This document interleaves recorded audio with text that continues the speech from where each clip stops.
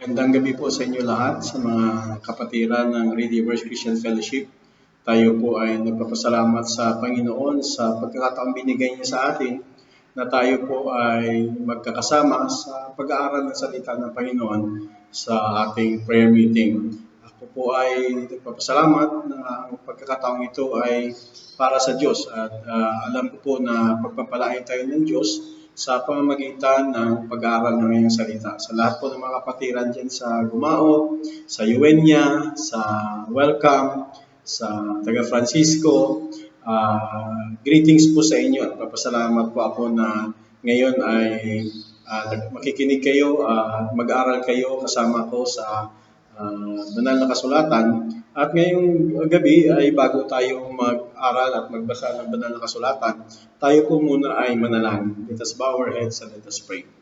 Father God in heaven, thank you, Lord, for this blessed opportunity that you have given us, Lord.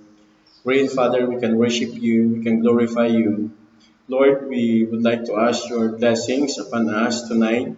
We pray, Lord, that you will cleanse our hearts and our minds and forgive us, Lord, of our sins and shortcomings, so that, Father, we may be worthy to study your word, to open your Bible, and Lord, let it be, Father, that the Holy Spirit will speak to us through your word, Lord.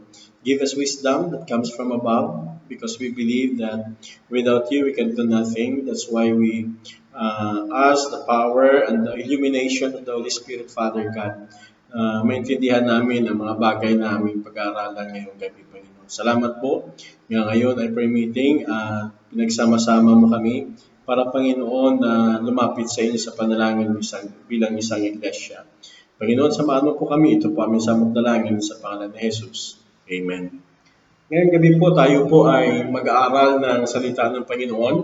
At kung inyo po na tandaan, tayo po ay natapos na po natin ang pag-aaral sa Genesis chapter 11. No?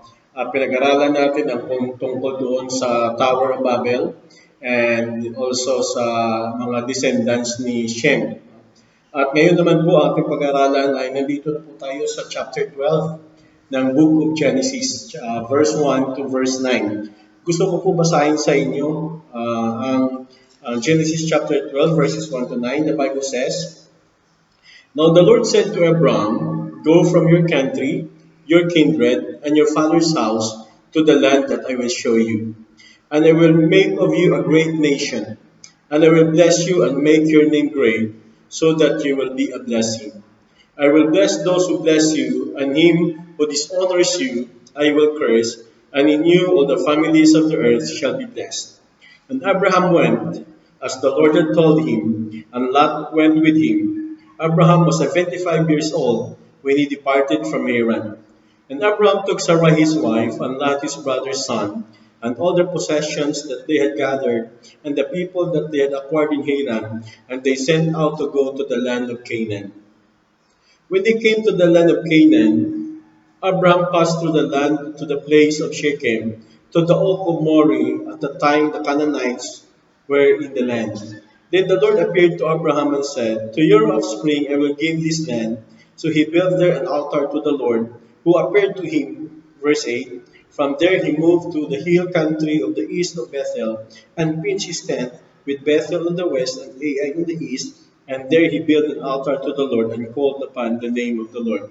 And Abraham journeyed on, still going toward Negev. So ngayong gabi, pag-aralan natin ang buhay ni Abraham.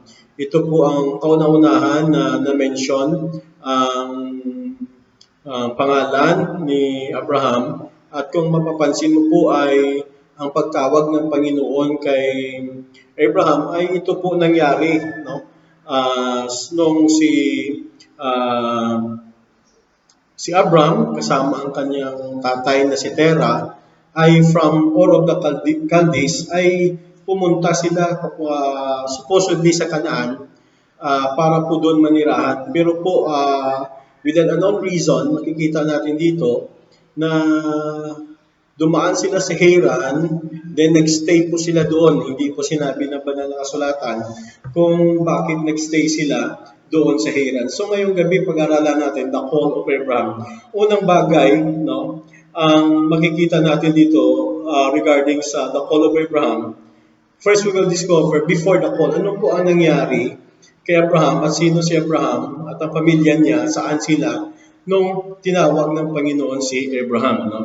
So Abraham's story begins with his father Terah and his family migrated from Ur of the Chaldees, going supposedly to the land of Canaan, but in unknown reason, Terah and their father settled in Haran. Yan po makikita natin sa banal na kasulatan sa chapter 11, sabi dito ng banal na kasulatan sa may verse 31, Then Terah took Abraham his son and Lot the son of Haran, his grandson and Sarai's daughter-in-law, his son Abraham's wife, and they went forth from Ur of the Chaldeans and go to the land of Canaan. But when they came to Haran, they settled there.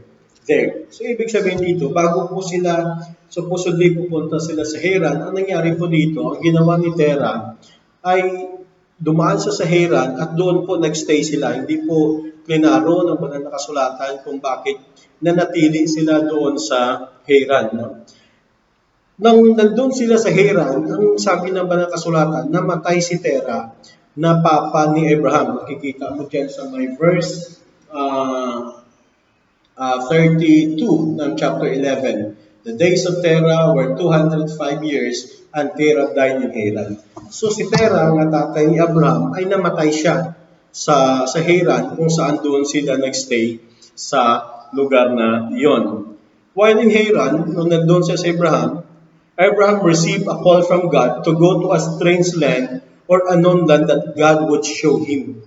Nakatanggap si Abraham ng panawagan galing sa Panginoon nung nandun siya sa Haran. At doon sa Haran, tinawag na siya ng Panginoon para papuntahin sa isang lugar na ipapakita ng Panginoon sa kanya.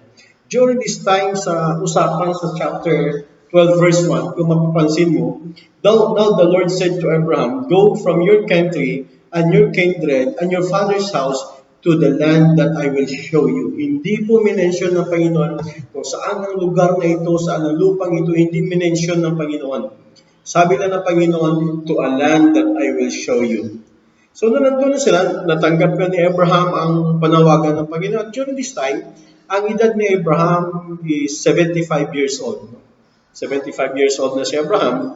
At makikita natin dito na ang edad ay hindi hadlang para po gamitin ng Panginoon si Abraham sa purpose na maging biyaya si Abraham sa buong daigdig. So ito po yung nangyari before na si Abraham ay tinawag ng Panginoon to go to the land of Canaan. So that is before the fall. Then makikita natin dito under letter A, before the fall, then letter B, the ascending order of the command. Makita ko dito ang utos ng Panginoon ng pabigat. Ang sabi dito ng Panginoon sa verse 1, Now the Lord said to Abraham, Go from your country, your kindred, and your father's house. Ang pag-utos ng Panginoon, naiwan ni Abraham ang kanyang country, ang kanyang bansa. No? Bansa na kung saan siya pinanganak, bansa na kung saan siya lumaki, bansa na kung saan siya nagkaroon ng pamilya, nagkaroon ng mga kaibigan. At sa bansa na makikita natin, isa sang secured and safe siya sa bansa na kung saan siya ipinanganak. Pero dito makikita natin na sabi ng Panginoon, Abraham, go to a land that I will show you, but first, before you go, you have to leave your country or your nation. So ito po makita natin sa pag-uutos ng Panginoon kay Abraham. Abraham has to leave his country as a place of his birth. Leaving the country is not a wise decision. Hindi po ito matalinong desisyon na naiwan mo ang iyong bansa. No? Sa panahon na ikaw ay, pag ikaw nasa sarili mong bansa, covered ka ng batas at ng mga pribilehiyo ng bansa na kung saan doon kayo pinanganak. But the moment you leave the country and you will go into a foreign land, sa ibang bansa, ay tinalikuran mo ang security, ang protection, at ang mga privileges bilang isang citizen ng isang bansa. At kung nandoon ka na sa sa ibang bansa ay wala na pong kapangyarihan ang bansa mo para proteksyonan ka doon. So, sa ibang bansa, hindi natin alam yung culture, hindi natin alam yung peace and order, hindi natin alam ang mga maraming bagay, no? Pero sabi ko nga kanina, it is a not wise decision to leave your country. Pero this is the demand of God. That Abraham, before you go to a land that I will show you, you have first to leave your country. No? A place of safety, a place of security, and a place of protection. Yan ang bagay na makikita natin nung sinabi ng Panginoon na iwan niya ang kanyang country. Hindi lang bansa ang gusto ng Panginoon na iwan sa kanya. Sabi ng Panginoon sa banal na kasulatan, you have to leave your country and your kindred. The word kindred, makita mo na re-refer ko ito sa mga relatives, sa mga kamag-anak. So in those days, obligasyon, responsibilidad ng iyong kamag-anak na proteksyonan ang bawat membro na kamag-anak na kung may mga bagay na mangyayari, example, kamatayan, o pinatay ka ng ibang mga tao, ang iyong mga kamag-anak ang siyang mag-revenge, no? Ang siyang mag-avenge sa iyo sa tao na gumawa sa iyo ng kasalanan o pumatay sa isang tao. So, makikita mo dito na ang practice dati na pag kayo ay kamag-anak, kayo mismo magproteksyon sa inyong pamilya. So sabi ng Panginoon, you have to leave your kindred, you have to leave your family, no? Kasi gusto ng Panginoon ang natanggalin sa kaisipan ni Abraham na ang proteksyon ay nanggagaling sa pribilehiyo bilang isang citizen ng country, no? At pribilehiyo at proteksyon bilang nabilong sa tinatawag kamag-anak. So, ang gusto ng Panginoon nga ang pananampalataya ni Abraham ay magdidepende lamang doon sa Panginoon. So, ang Diyos parang naghahanap siya ng total obedience and total commitment before Abraham. So, ito po pinapakita ng Panginoon kay Abraham. So, una, ang bansa niya. Pangalawa dito, you have to leave his kindred. Then, ang pangatlo na command ng Panginoon kay Abraham ay ito po ay pinakamahirap na iwan niya ang kanyang pamilya. Ito po ang pinakama-worst na hinihingi ng Panginoon kay Abraham. But because of Abraham's faith toward God, ang faith ni Abraham po nagbunga yun ng pagsunod. Ang ibig sabihin, true faith produce obedience na tinatawag. Na pag ikaw ay may totoong relasyon sa Diyos, ikaw may totoong pananampalataya sa Diyos, yung pananampalataya mo sa Diyos, magbubunga at magbubunga yan ng pagsunod mo sa Panginoon sa kanyang mga panawagan. So kailangan total ang pagtalikod ni Abraham sa bansa niya, sa relatives niya, sa pamilya niya. Kailangan niya ng total surrender sa Panginoon. Na mula ngayon, ang Panginoon na ang mag-protect sa kanya, ang Panginoon na magbigay sa kanya ng safety, at ang Panginoon na magbigay sa kanya ng mga pribilehiyo na ino-offer ng bansa niya. At ang offer ng Panginoon sa kanya is more than sa ino-offer ng protection and safety ng isang bansa. Lahat po tayo nakakaranas kung paano tayo iwan ng mga mahal natin sa buhay. For example, ang magulang mo o kaya ang kapatid mo ay pupunta sa ibang bansa at hindi mo alam kung kailan sa babalik, ay nandun po sa atin yung lungkot, nandun po sa atin ang pain, namimiss natin yung tao. Ganun po yung damdamin na hinihingi ng Panginoon kay Abraham, na mararanasan niya ito ng mga bagay, pero yung sacrifice niya sa pag-iwan sa kanyang bansa, kamag-anak at pamilya, ay worth sa blessing na ibigay ng Panginoon kay Abraham. So ito po ang unang bagay na nakita natin tungkol sa the call of Abraham. Una, before the call, then the ascending order of the command to leave his country, to leave his kindred, and to leave his family. So tinawag siya ng Panginoon sa Isang lugar na walang kasiguraduhan, to a land that I will show you. Hindi man lang minention ng Panginoon ang lugar na ito. Pero ito nga sabi ng banal na kasulatan na Hebrews chapter 11 verse 1.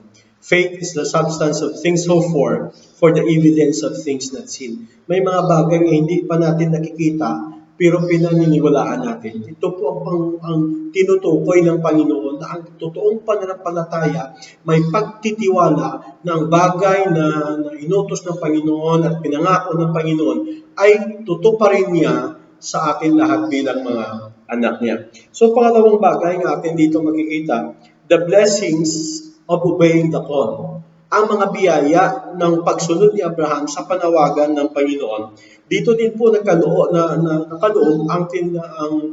Abrahamic covenant, ang isang covenant ng Panginoon para kay Abraham. Hindi lang ito actually para kay Abraham. Ang covenant na ito ay na-include din po dito ang buong mundo, ang buong bansa. So sabi niya po sa verse 2, kung titingnan niyo sa chapter 12, and I will make of you a great nation, and I will bless you, and make your name great, so that you will be a blessing. I will bless those who bless you, and in him who dishonors you, I will curse, and in you all the families of the earth shall be blessed. Ito po ang blessing sa pagsunod ni Abraham sa panawagan ng Panginoon. Pag-aralan muna natin, what is the difference between a covenant and agreement? Kailangan po natin yan mahiwalay na bagay para makita natin kung alin ang mabigat at alin po dito ang ginawa ng Panginoon, agreement ba ito o covenant po ito. Pag sinabi po natin, ang Biblia po, in a Bible sense, ang covenant implies much more than a contract or a simple agreement between two parties. Hindi lang ito isang kontrata. Because makikita natin una na ang covenant is a solemn agreement between two or more parties made binding by sort of an oath. Ibig sabihin, ang isang covenant ay ginawa ito ng dalawang tao o dalawang parties at sila ay nag-agree sa isang bagay at ang agreement na ito ay sinumpaan nila na gagawin nila pareho. So ito po ang covenant. Isa pa po, ang covenant is an agreement enacted between two parties in which one or both make promises under oath to perform or refrain from certain actions stipulated in advance. So ang covenant ay isang agreement between two person or two parties na ang dalawang partidong ito ay nangangako, at sumusumpa na gagawin nila at hindi nila gagawin ang mga bagay na nasulat sa covenant na ito o sa agreement na ito. Yan po ang masasabi nating covenant. Most of the contract, may expiration. Pag sabi mo agreement or contract, may expiration po ito. Pag bigay ka ng power of attorney, minsan isang taon lang ang pwede gamitin, dahil ito ay kontrata. At makita natin, ito ay may expiration, may end date. Pero ang covenant, it is a lifetime commitment before God. It is a lifetime promise. Hindi mo to pwede ibaliwala, hindi mo to pwede talikuran, hindi mo to pwede kalimutan. Because ang covenant ay isang pangako sa harapan ng Panginoon na makapangyarihan sa harapan ng Diyos na gagawin mo ang mga bagay na ipinangako mo sa Kanya. Yan po ang sinasabing covenant. No? Another difference is that the contract generally involves only one part or of a person, such as skill, while a covenant involves the person's total being. So pag sinabi mong contract, ay masasabi mo lang, ay nag-involve nga lang, for example, kukunin kita na isang mason. Gawa tayo ng agreement, babayaran kita ng 450 a day, gagawin mo tong bahay ko. So ang hiningi mo sa kanya, yung abilidad niya, yung skill niya.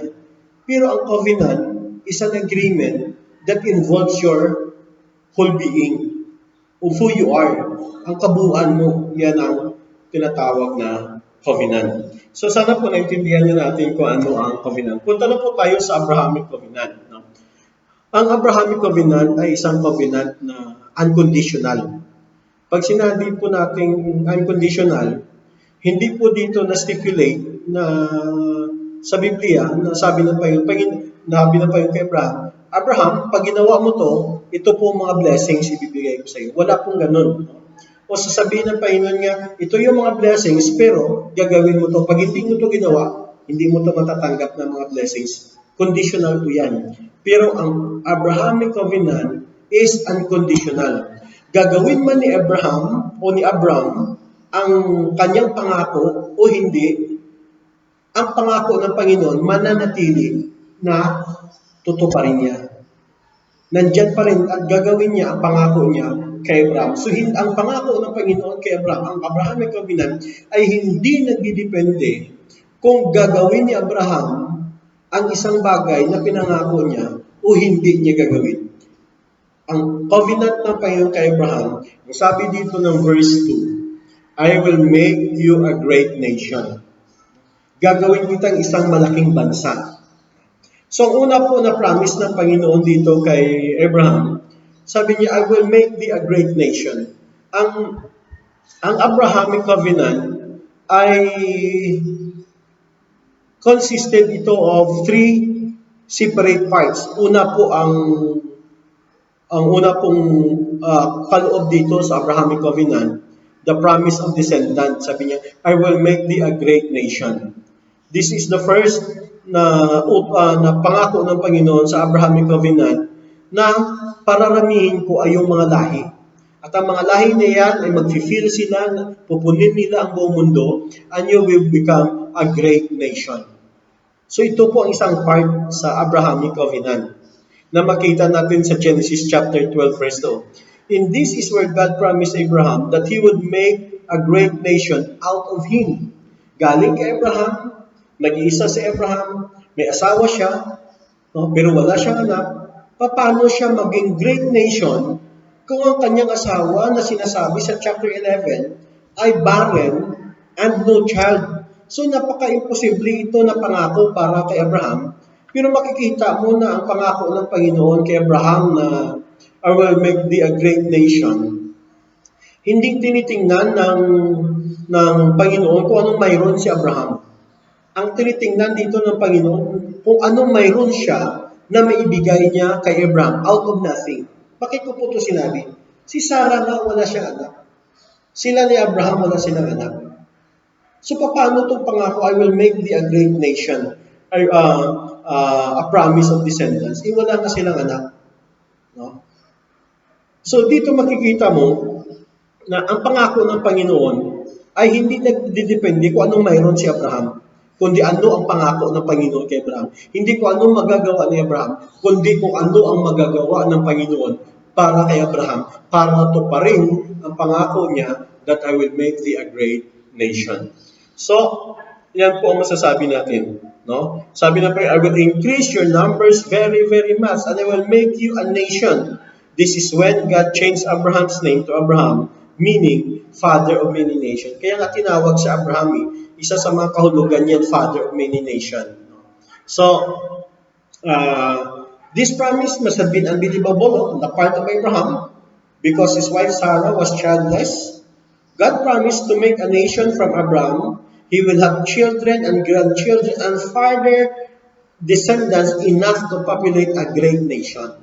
Pangako po ito. So tandaan niyo, ang Abrahamic covenant, isa sa nakaloob dyan sa Abrahamic covenant, na sabi ng Panginoon, I will make thee a great nation. Kung natandaan niyo po sa chapter 11, sa Tower of Babel, sabi ng mga tao, we will make a great name. No? Yan ang sabi ng sa Tower of Babel sa chapter 11. Ang sabi dito ng banal na kasulatan, sa verse 3, And they said to one another, Come, let us make bricks and burn them thoroughly. And they had brick for stone and bitumen for mortar. When they said, Come, let us build ourselves a city and a tower with its top in the heavens, and let us make a name for ourselves. Sabi niya, let us make. Gagawa sila ng pangalan para makilala sila para sa kanyang sarili. Pero dito sa Abrahamic Covenant, taliwas sa sinasabi sa story of Tower of Babel na gagawa sila. Ang sabi dito yan ng Panginoon, ako ang gagawa sa inyo to be a great nation. So ang Diyos na nato sila, tao-tao lang, sabi, we will make our name great, pero sabi ng Panginoon, I will make your name great. Sino po nagsabi dito? Ang Diyos ang nagsabi dito. Na gagawin niya si Abraham, out of Abraham, he will become a great nation. So maging dadami ang kanyang descendants as the sand of the sea, no? As the stars of heaven, ganun po ang pangako ng Panginoon kay Abraham. It sounds impossible kasi wala silang anak, pero ito po ang bunga ng pananampalataya ng isang totoong anak ng Diyos na kahit wala at parang imposible, God works in impossibles. So, tandaan natin yan bilang mga Kristiyano. Pangalawa po na pangako ng Panginoon sa kanya, dito sa chapter 12, verse 6 and 7. Sabi dito, and Abraham passed through the land to the place of Shechem, to the Oak of Moreh. At that time, the Canaanites were in the land. Then the Lord appeared to Abraham, to your offspring I will give this land. So he built there an altar to the Lord who had appeared unto him. Sabi ng Panginoon, ibibigay ko itong lupa sa inyo, sa iyong mga descendants, sa iyong mga kalahi, ibibigay ko ito. Hindi ito para taga-Canaanites. Ito ay para sa inyo. Although hindi pa ito maposes ngayon ni Abraham, pero pananampalataya niya sa Diyos na balang araw ibibigay ito ng Panginoon sa akin. Yung lupang ito na pinangako ng Panginoon, magiging sa akin ito dahil pangako ito ng Diyos na tumutupad sa kanyang pangako. So, isang lupa na kung saan gusto ng Diyos ay doon paramihin ni Abraham ang kanyang mga descendants, ang kanyang mga lahi. So, ito po ang makikita natin sa Genesis chapter 12, verse 6. Nga nangako ang Panginoon ng 7 na ang Panginoon ay gagawin siya isang nation o isang nangako ang Panginoon na bibigyan si Abraham ng isang lupa. Abraham was called by God to leave Ur and go to a place known as Canaan. The land of Canaan then became known as Israel. Ang Canaan na ito, ang Canaan na ito ay sa sunod ng mga kwento dito ay tinatawag na Israel. Israel was named after God's Abraham grandson and is often referred to as the promised land because God promised to give the land to the descendants of Abraham. Kaya tinawag ito na Israel kasi pinangalan ito sa grandson ni Abraham. So ayan po ang pangalawang pangako ng Panginoon. Kaya nga kung balang araw mapag-aralan natin diyan ay i-conquest nila, isalakay nila ang Kanaan at ang ibang mga tribes Kanaan sa Kanaan na kanilang pinamatay at pinalayas dahil po ang land of Canaan ay hindi po para kanino lang. Ito ay para sa mga taong hinirang ng Diyos. Ito ay para sa mga taong pinili ng Diyos. Para ito sa kanila. At kung ano man ang mga bagay niya pinangako ng Panginoon, walang tao pwede makahadlang dyan. Mangyayari at matutupad ang pinapangako ng Panginoon. Pangatlong bagay na nakaloob dito sa promised land is the promise of blessings and redemption. Ito yung pangako ng biyaya at ng kaligtasan. Ano po ito? Dito po makikita na sabi ng Panginoon sa may verse 2, sa last part, I will bless you and make your name great so that you will be a blessing. Verse 3, I will bless those who bless you and him who dishonors you I will curse, and in you all the families of the earth shall be blessed. Ang lahat po ng mga tao sa buong mundo ay makakatanggap ng pagpapala sa pamamagitan ng pagsunod ni Abraham at sa pamamagitan ng pangako ng Panginoon kay Abraham. Ano po pangako niya? Pangatlong bagay na nakaloob dito sa Abrahamic Covenant, a promise of blessings and redemption. So the third and last part of Abrahamic Covenant is known as the promise of blessings and redemption. Where God promised to bless Abraham and all his descendants, that was recorded in chapter 12, verse 1 to 3. As part of this last covenant, God asked Abraham to remove his foreskin and the foreskin of all the Jewish boy after him. So, sinilyuhan po itong Abrahamic Covenant through circumcision. No? through circumcision. This process known as circumcision, uncircumcision is a sign of Abrahamic covenant. At isa pa pong bagay na pagkaloob dito nung sinabi ng Panginoon, all the families of the earth shall be blessed. Not only was Abraham promised blessings, but God also promised to make him a blessing to all the nation. Na si Abraham ay maging pagpapala sa lahat-lahat ng mga bansa. No? Ito pong pangako ng Panginoon. Promise to make him a blessing even to the point where all the families of the earth will be blessed through Abraham. Lahat po na tao sa mundo, sabi ng Panginoon, pagpapalain ko sa pamamagitan na niya sa buhay ni Abraham. At kung makikita niyo ang pangako ng Panginoon, before that, sabi niya muna dito sa verse 3, I will bless those who bless you. Pagpapalain ko ang magpapala sa iyo. Pag ang mga tao ay magiging fair at magiging maayos ang pagtrato ng tao sa iyo, i-bless ko sila. But the moment they will blaspheme you, they will persecute you, they will harm you, I will harm them. Protection po ito. Ito ay pangako ng isang protection ng Panginoon para sa kanyang anak na tinawag niya. So makikita natin, ito po ang sabi ng Panginoon, in you all the families of the earth shall be blessed. This amazing promise was fulfilled in the Messiah that came from Abraham's lineage. Sino itong Messiah? In the person of the Lord Jesus Christ. When Jesus Christ died on the cross of Calvary, ang sabi ng banal na kasulatan, whosoever believeth on him should not perish but have everlasting life. So through Jesus Christ, ang lahat ng bansa na manampalataya kay Kristo Jesus makakatanggap ng biyaya. So ang effect ng pangako ng Abrahamic covenant kay Abraham ay hindi lang para sa kanya. Hindi lang para i-bless siya, kundi sabi ng Panginoon, i-bless niya rin ang iba. Ganun pong sistema ng Panginoon. If you want to be blessed by God, bless others first. Kung gusto mo nga pagpapalain ka ng Panginoon, pagpapalain mo ang kapwa mong kapatid. Gusto mo na makatanggap ng biyaya ng Panginoon, mag-share ka ng biyaya na binigay ng Panginoon. Ang biyaya ng Panginoon na hindi dapat mahinto sa iyo. Dapat ito ay maiabot at maitulong sa ibang tao. So sabi ng, those who bless you, I will bless. Yun po makita natin. So God's blessings to Abraham was not for his own sake, or even the sake of the Jewish nation to come. It was for the whole world, for all the families of the earth through Jesus Christ. This is a promise of blessings and redemption. Kaligtasan. Bakit? Sino man manampalataya kay Kristo Jesus bilang isang Misaya nga nanggaling sa lineage ni Abraham ay magkakaroon ng biyaya ng kaligtasan. Kung bakit po tayo nakatanggap ng biyaya ng kaligtasan? It is because of the obedience of Abraham. It is because of the great promise of God toward Abraham. Tandaan niyo ito mga kapatid, ang pangako ng Panginoon, ang Abrahamic covenant ay hindi lang primarily naka-address sa Israel. Since then, ang thought na in you all the families of the earth shall be blessed sa pamagitan ng pangako ng Panginoon na hindi nagbabago kay Abraham, tayo po ay nakakatanggap ng biyayang niya. At yan ang kaligtasan natin na natanggap dahil kay Kristo Jesus, na isang Misaya na nagpapako sa krus sa Kalbaryo na galing sa lineage ni Abraham.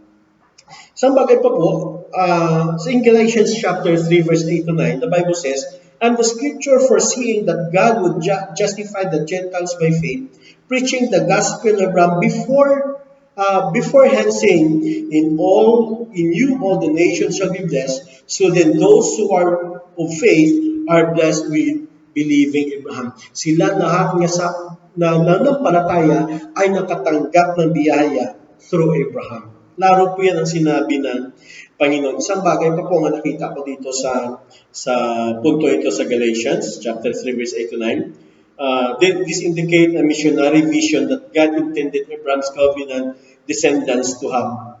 Itong gusto makita din ng Panginoon sa mga descendants ni Abraham, ang tinatawag na mission-minded. Dapat mission-minded kasi ang biyaya ay hindi dapat tumigil sa kanila, kundi dapat buong mundo ito ang makinabang sa Maya. So they were to look beyond themselves as a nation, but also they have to look for all the families of the earth to be blessed. Diyan makita mo, there you see was the missionary character of the seed of Abraham. If they had but recognized it, kung ito na makita nila, no, grabe pagpapala po ito matatanggap ng mga tao. God did not bless them for themselves alone, but for all nations. In thee shall all the families of the earth be blessed. So tandaan natin yan. So God promised to bless Abraham and to make his name great.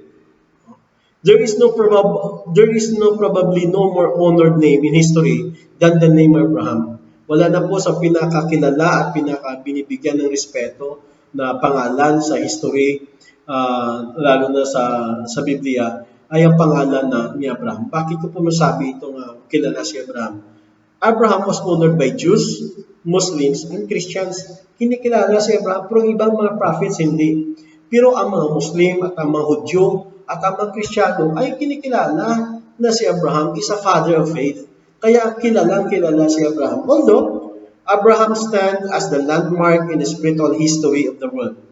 Abraham's life is given as in detail, detalye dito. Makikita mo sa chapter 12, 13, 14, then counting chapters pa. Makita mo na detalye dyan ang buhay ni Abraham at kung anong mga nangyari sa kanya. So, doon si Abraham, kilala siya, no? Pero si Abraham, wala siyang prophecy na sinabi, wala siyang libro na sinulat, at wala din siyang mga awitin na kinanta at nasulat sa Biblia. At wala din siyang mga batas na ginawa para po sundin natin. But even though wala siyang mga bagay na ginawa na ganito, siya po isa sa mga top of the list, no, ng mga heroes of faith, makikita natin. At siya lang ang tinawag sa banal na kasulatan as the father of the faithful in Romans chapter 4 verse 11 and the friend of God in James chapter 2 verse 23. Wala na po si Abraham lang. Ang word po dito na I will bless those who bless you and I will curse him who curses you. God also promised that He would bless those who bless you and to curse him who curses you. This promise inherited by the covenant descendant of Abraham. The Jewish people remains true today and it is a root reason of the decline and death of many empires. No, kung matatandaan nyo, sabi ko nga sa last nating meeting, ay maraming mga bansa na sumalakay sa Israel. Pero lahat sila po bumagsak, nanatiling nakatayo ang Israel. Bakit? Pangako ng Panginoon sa Israel niya. Ano po pakinabang ng Iglesia sa 20th century sa covenant ni Abraham? Ang covenant ng Panginoon kay Abraham. Ito pong biyaya ng kaligtasan na sa pamamagitan ni Kristo Jesus. So kapatid, kung ikaw hindi pa nakatanggap kay Kristo Jesus, ang mensahe para sa iyo. There is no salvation outside the Lord Jesus Christ. You have to repent of your sins, believe that Jesus Christ alone can save you, and you have to accept Him as your Lord and personal Savior. Sa pamamaraan niyan, ikaw makakatanggap ng biyaya na pinangako ng Panginoon kay Abraham, ang biyaya ng kaligtasan. Manalangin po tayo. Panginoon Diyos, salamat sa pagkakataon binigay mo sa amin. Pagpalain mo ang mensaheng ito na magiging binhi ito sa aming mga puso, Panginoon. Tutubo ito. At salamat sa pagkakataon na kami, Lord, ay pinakita mo sa amin, Panginoon, kung sino kang Diyos, ikaw ang Diyos na God to keep your covenant and your promises, Father God. Matutupad lahat, Panginoon, pinapangako mo sa amin. Panahon, Panginoon, na nagda-doubt kami sa mga pangako mo. Tulungan mo kami, Panginoon, na magtiwala. Bigyan mo kami ng tama at gustong panampalataya sa inyo lamang, Panginoon. Ano man, Lord, mga bagay na kinatatakutan namin. Ano man ang mga bagay na kinasadlakan ng mga kapatiran ngayon. Ay, iba sa kanila may mga takot na hinaharap. Iba sa kanila kay Panginoon ay may hinaharap na mga pagsubok. But in the name of the Lord Jesus Christ, Lord, ilagay namin ang panampalataya sa iyo. Alam po namin hindi mo kami bibitawan. Alam po namin na sabi mo, Lord, sasamahan mo kami sa lahat namin ng pagsubok sa buhay at hindi mo kami pababayaan at pupunan mo lahat namin mga pangangailangan. Kaya, Panginoon, nagpapasalamat kami nga may Diyos kami nga tagapagligtas, nagmamahal, nag-aaruga, at ang Diyos na nga ako hindi mo kami pababayaan. Kailan ng Panginoon, hindi po namin mararanasan nga kami ay nag-iisa. Dahil kasama ka namin at itutuwid mo kami. Itatawid mo kami sa lahat ng mga pagsubok sa buhay. Pagkilain mo, Lord, ang mensahe ito sa mga bawat puso ng mga kapatiran na makarinig ito, nawa ang mensahe ito po yung maging pagpapala sa kanilang pananampalataya sa inyo. Ito po ang samot na langin sa pangalan ni Jesus. Kung ikaw po, kapatid, sa RCF ay nakikinig, God bless you. Sana po sa linggo ay ang Panginoon ulit ang magbigay sa atin ng pagkakataon na tayo po magkita-kita ulit at mag-aaral ng salita ng Panginoon. To God be the glory, great things He has done. Praise the Lord. Thank you so much.